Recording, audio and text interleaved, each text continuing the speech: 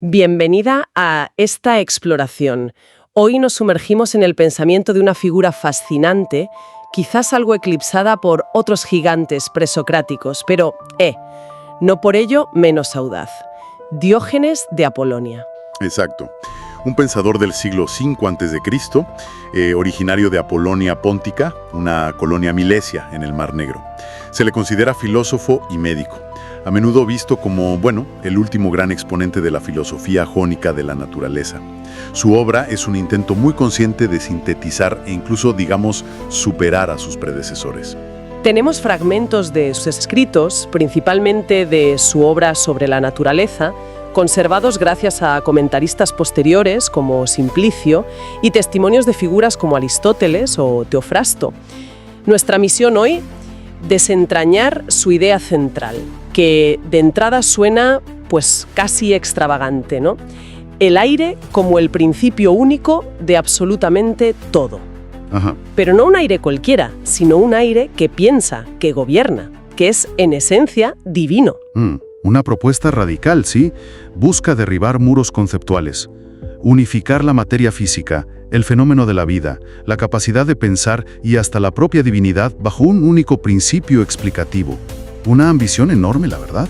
Un médico filósofo que propone que el aire es Dios y posee inteligencia. Suena que hay mucho que desgranar aquí.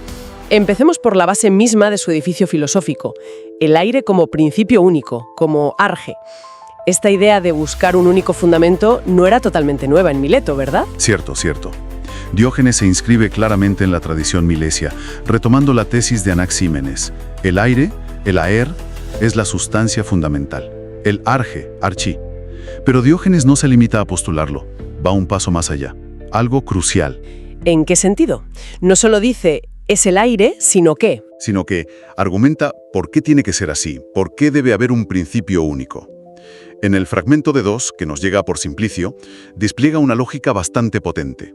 A ver, si las cosas que componen el mundo, piensa en la tierra, el agua, el fuego, el propio aire que respiramos, tuvieran naturalezas fundamentalmente distintas, si fueran irreductiblemente diferentes entre sí, ¿cómo podrían mezclarse? Claro. ¿Cómo podrían interactuar? ¿Cómo podría una cosa afectar a otra, para bien o para mal? Ni siquiera podrían surgir, dice él, las plantas o los animales de la tierra y el agua si fueran sustancias radicalmente ajenas. Entiendo, su argumento es casi empírico. La interacción constante que vemos en el universo, el hecho de que todo parece estar conectado y afectarse mutuamente, exige una base común subyacente. Es una lógica bastante directa contra la idea de elementos separados e inconexos. Exactamente. Es una defensa explícita y razonada del monismo. Su conclusión es tajante. Todas las cosas deben ser modificaciones, alteraciones. Un término clave es heteroiustai. Heteroiustai, alterarse, de una única sustancia primordial. Todo lo que existe no es más que aire en diferentes estados, aire alterado. Aire alterado. Y esto lo sitúa en confrontación directa con teorías pluralistas que estaban ganando fuerza en su época, como la de Empédocles con sus 4 raíces, tierra, agua, aire, fuego, que consideraba irreductibles. Diógenes dice no, tiene que haber algo más fundamental que las unifique. Vale, todo es aire alterado.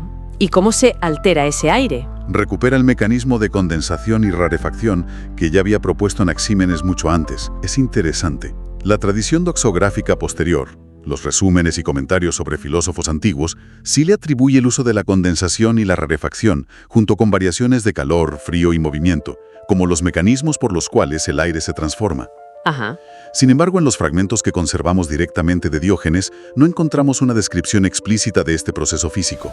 Él enfatiza más bien la idea general de alteración y diversificación. Menciona que hay muchos modos, poloi tropoi, de ser de esta sustancia primordial. Así que, las diferencias que percibimos en el mundo, lo sólido, lo líquido, lo caliente, lo frío, son simplemente distintos estados, distintas manifestaciones de este aire fundamental. Ok. Me llama la atención también su enfoque metodológico. Parece que quería empezar su obra con una declaración de intenciones muy clara. En el fragmento B1 dice algo así como que al inicio de cualquier discurso o razonamiento es crucial establecer un principio indudable, arkem anamphysbititon, y expresarlo con un lenguaje sencillo y digno, hermeneuian aplin kaisemnin. Suena casi a manifiesto científico o filosófico. Totalmente. Es una declaración de principios metodológicos muy notable para la época.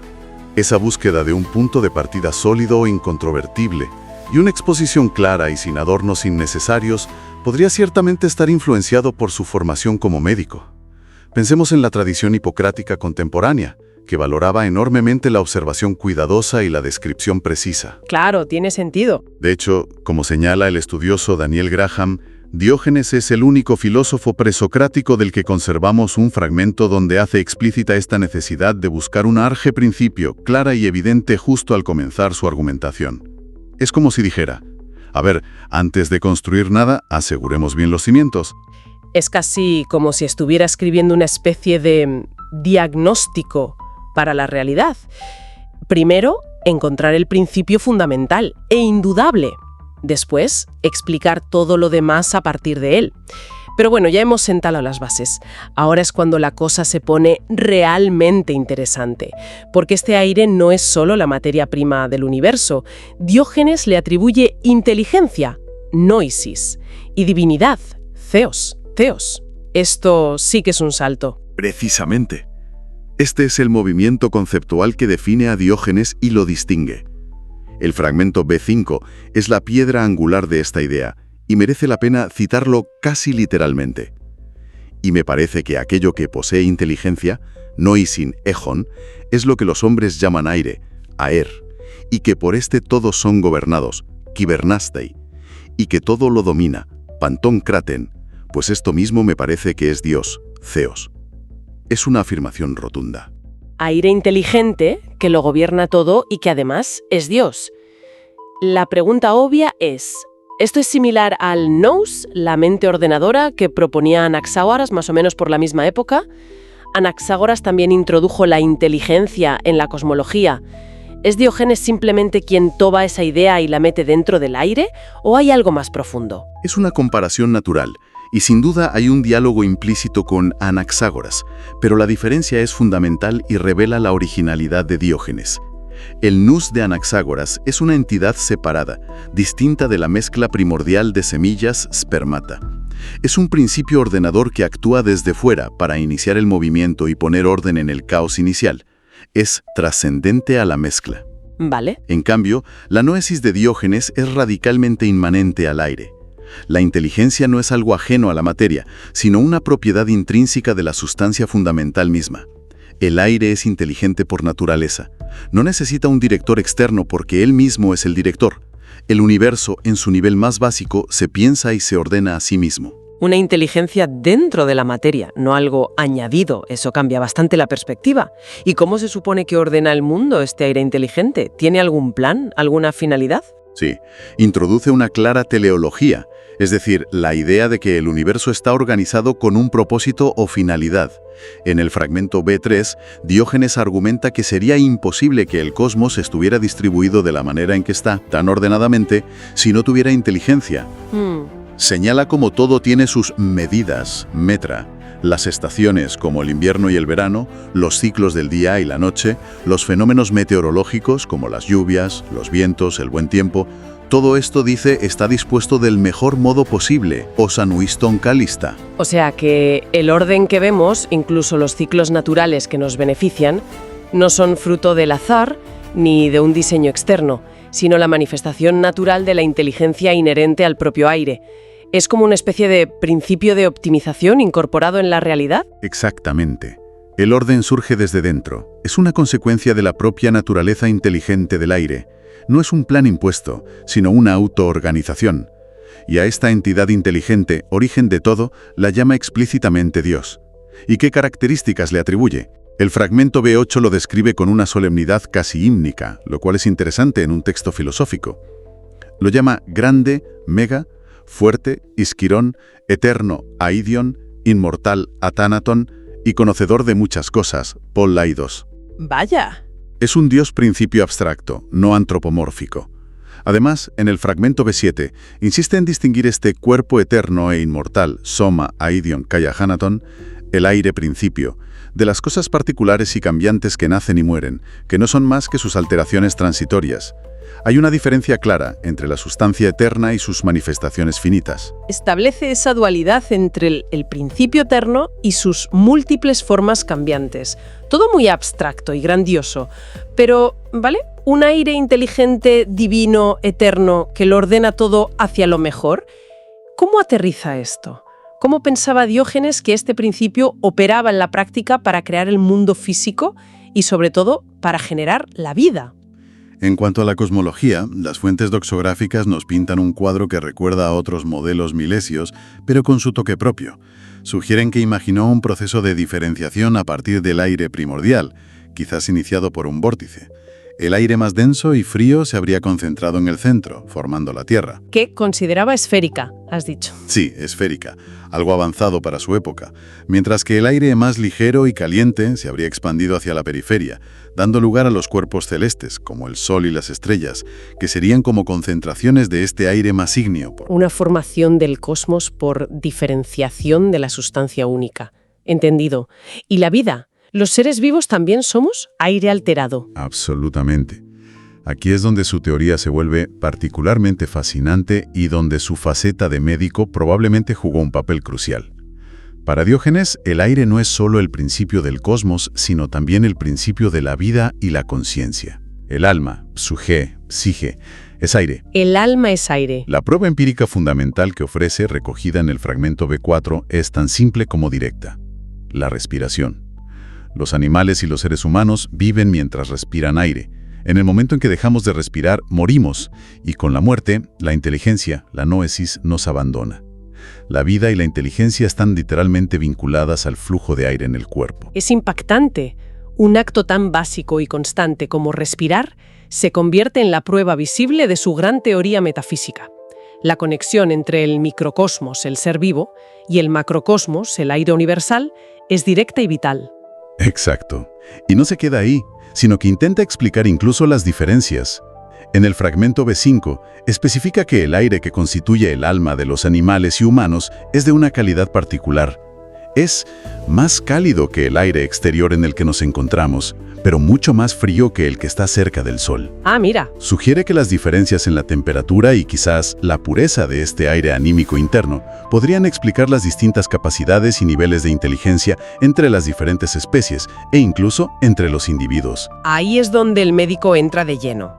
No se conforma con decir el alma es aire, sino que empieza a buscar los mecanismos fisiológicos, las diferencias cualitativas. Está intentando conectar la gran teoría cósmico con la biología observable. Precisamente. Y esta conexión se hace aún más explícita cuando consideramos lo que nos cuenta Teofrasto en su obra sobre las sensaciones. Según Teofrasto, Diógenes explicaba la percepción sensorial, el olfato, el oído, la vista, el gusto, como el resultado de la interacción entre este aire interno que circulaba por el cuerpo y los órganos sensoriales, el cerebro y la sangre. ¡Madre mía! La calidad de este aire interno era crucial. Si estaba bien temperano y mezclado con la sangre de forma adecuada, el pensamiento era claro y los sentidos agudos. Si el aire era demasiado húmedo o estaba mal distribuido, afectaba negativamente a la cognición. Fascinante. Está proponiendo una base material directa para la cognición, la percepción e incluso las diferencias individuales en la inteligencia. Todo vinculado a la calidad y circulación de este aire interno. Es una forma temprana de materialismo aplicado a la mente. Sin duda. Y hay más evidencia de su interés por lo empírico y lo fisiológico. Aristóteles, en su Historia de los Animales, menciona que Diógenes realizó observaciones y descripciones detalladas de la anatomía del sistema vascular, de las venas. Esto refuerza la imagen de un pensador que no solo especulaba desde la abstracción, sino que integraba observaciones concretas del cuerpo humano en su visión filosófica general. Es un precursor muy notable de la conexión mente-cuerpo entendida desde una perspectiva fundamentalmente materialista. Y este impulso por buscar explicaciones naturales en lugar de sobrenaturales se extendía a otros ámbitos, ¿no? Como esa curiosidad que a veces se le atribuye sobre los meteoritos. Así es. Algunas fuentes antiguas recogen que sugirió que los meteoritos, las estrellas fugaces, eran en realidad piedras incandescentes que caían del cielo. Esto encaja perfectamente con su enfoque general. buscar explicaciones dentro del orden natural para fenómenos que otros podrían considerar portentos divinos o misterios inexplicables. Desde la formación del cosmos hasta una piedra cayendo del cielo, todo debía responder a la naturaleza del aire principio. Hablemos ahora de su obra y su recorrido posterior. ¿Qué nos ha llegado de sus escritos? Porque parece que tuvo una obra principal. Lo que conservamos son principalmente fragmentos de su obra magna, titulada, como era habitual en la filosofía natural presocrática, sobre la naturaleza, Perificios. La mayoría de estos fragmentos nos han llegado a través de los comentarios de Simplicio, un filósofo neoplatónico del siglo VI después de Cristo, que afortunadamente para nosotros todavía tuvo acceso al texto completo o a partes significativas de él y lo citó extensamente para discutirlo. Menos mal. Se mencionan otros posibles títulos en las fuentes antiguas, como Contra los sofistas, Meteorología o Sobre la naturaleza del hombre.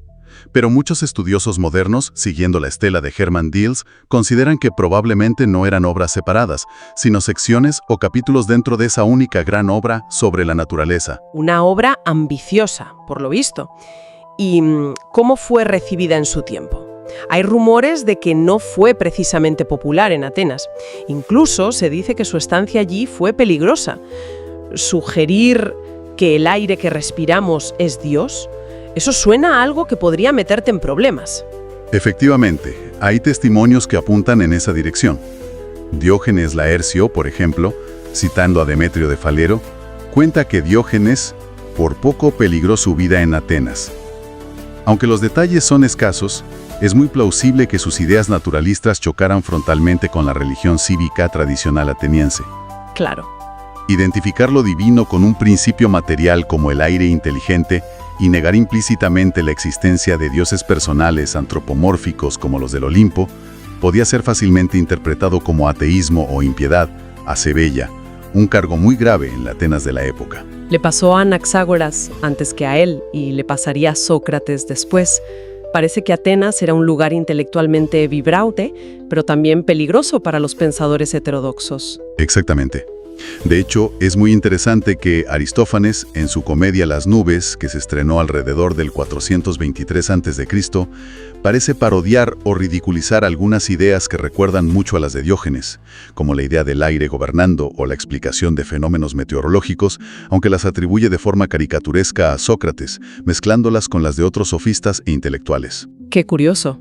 Esto sugiere que las ideas de Diógenes circulaban en Atenas y eran objeto de debate, y en este caso de sátira.